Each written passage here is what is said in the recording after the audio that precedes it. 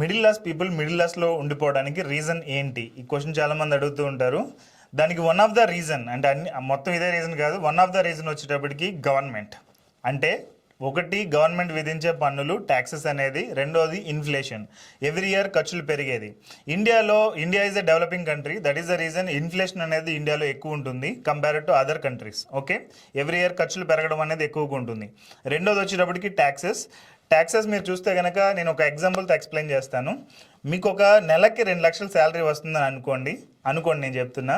So నెలకు 2 లక్షల salary వస్తున్నప్పుడు మీరు ₹1,00,000 పెట్టి బైక్ కొనాలని అనుకుంటే ట్యాక్స్ ఎంత పే చేయాలి అనేది మనం ఇప్పుడు క్యాలిక్యులేట్ చేద్దాం.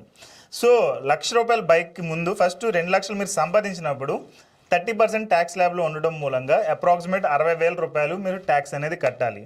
30% tax lab. Okay, and besides of it మీరు 1 lakh బైక్ కొనాలనుకుంటుంటే బైక్ యొక్క ట్యాక్స్ అనేది 28%, అంటే ₹28,000 అనేది బైక్ రిలేటెడ్ మీరు కట్టాలి. దాంతోపాటు రోడ్ ట్యాక్సెస్ ఉంటాయి, ఇంకా వేరే డిఫరెంట్ థింగ్స్ ఉండొచ్చు. అండ్ ఇన్సూరెన్స్ మీరు తీసుకున్నప్పుడు ఇన్సూరెన్స్ మీద GST అనేది 18% ఉంటుంది. అండ్ ఇవన్నీ కాకుండా ఇంక బైక్ నడపాలంటే పెట్రోల్ ఉండాలి. సో పెట్రోల్ అయితే మీకు తెలుసు, దాని మీద ట్యాక్సెస్ అనేది క్యాలిక్యులేట్ చేయకపోవడం బెటర్, ఎందుకంటే ఆ కైండ్ ఆఫ్ ఉన్నాయి. సో ఇవన్నీ చూసుకుంటే కనుక అప్రాక్సిమేట్ మనం 50% ఆఫ్ అవర్ ఇన్కమ్, అంటే ఇక్కడ మిడిల్ క్లాస్ పీపుల్ ప్రాబ్లం ఏంటంటే డబ్బులు సంపాదించేటప్పుడు ట్యాక్స్ కట్టాలి, డబ్బులు స్పెండ్ చేసేటప్పుడు ట్యాక్స్ కట్టాలి. సో ఓవరాల్గా మనం 50% అప్రాక్సిమేట్ ట్యాక్స్ అనేది కట్టాల్సి వస్తుంది. That is the reason middle class people suffer అవుతున్నారు అలాట్ ఇన్ ఇండియా. సో దీనికి సొల్యూషన్ ఏంటి? దీన్ని ఏమైనా ఓవర్కమ్ చేయొచ్చా? దీనికి ఏదైనా సొల్యూషన్ ఉందా అని అడిగితే కనుక యాక్చువల్గా మనం సొల్యూషన్ అంటూ దీనికి డైరెక్ట్ స్ట్రైట్ ఫార్వర్డ్ అంటూ ఏం ఉండదు. మనం దీనికి వర్క్ అరౌండ్స్ చేసుకుని ఒక వెల్త్ అనేది క్రియేట్ చేసుకోవాల్సి ఉంటుంది. ఓకే, సో వర్క్ అరౌండ్స్ అంటే ఏంటి? జనరల్గా మనం ఇన్వెస్ట్మెంట్స్ చేసినా లేదంటే సేవింగ్స్ చేసినా మనకు వచ్చే ఇంట్రెస్ట్ రేట్స్ ఉంటాయి, లేదంటే మన మనీ మన గురించి వర్క్ చేసేవి కొన్ని ఉంటాయి.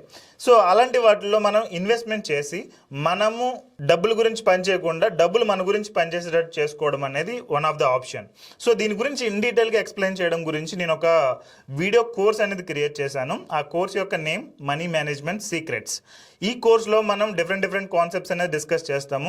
డబ్బులు ఎలా సేవ్ చేయాలి, ఇన్వెస్ట్ చేయాలి, ఎలా ప్రొటెక్ట్ చేసుకోవాలి, వీటన్నిటి గురించి కూడా మనం డిస్కస్ చేస్తాం. Okay, so if you're interested దాని యొక్క లింక్ అనేది డిస్క్రిప్షన్లో ఇచ్చాను.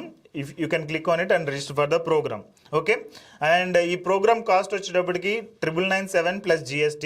ఎవరైతే నాకు వీడియో రివ్యూస్ ఇవ్వడానికి రెడీగా ఉంటారో వాళ్ళకైతే నేను 1,999 రూపీస్కి నేను ఈ కోర్స్ అనేది ఇస్తున్నాను. So 1,999 plus GST less than 2,500 rupees మీకు కోర్స్ కాస్ట్ అవుతుంది.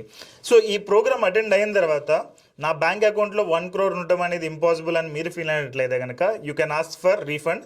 100% మీ మనీ అనేది మీకు రీఫండ్ ఇవ్వడం జరుగుతుంది. ఓకే, అండ్ మీరు అనుకోవచ్చు ఈ పర్సన్ ఎవరో నాకు తెలియదు, నేను కొత్తగా చూస్తున్నా అని.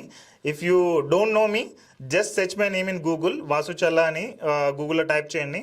There are reviews, Happy Coin Hyderabad అని నా కంపెనీ రిలేటెడ్ రివ్యూస్ వస్తాయి, చదవండి. మీలాగే చాలామంది ఆల్రెడీ ఈ ప్రోగ్రాంలో పార్టిసిపేట్ చేశారు, వాళ్ళందరూ ఇచ్చిన రివ్యూస్ ఉన్నాయి. Go through that and read and participate in this. Okay, I will make sure you will have at least ఒక 1 crore నుంచి 10 crore అడిషనల్గా మీ బ్యాంక్ అకౌంట్లో ఉండడానికి నేను మీకు హెల్ప్ చేయగలను.